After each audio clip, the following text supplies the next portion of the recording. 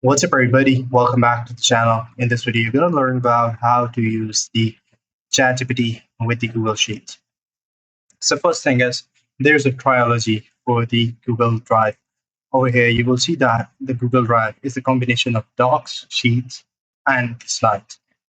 So coming back to the ChatGPT, you guys probably thinking that you already have gone through plugins.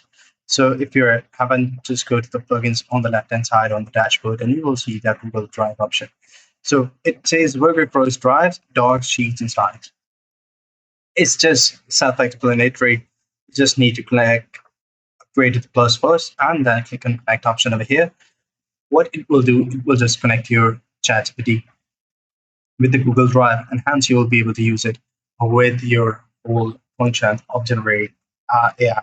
So that's how it goes. I hope you find this video helpful. If you do, please consider subscribing to our channel. See you in the next one. Take care.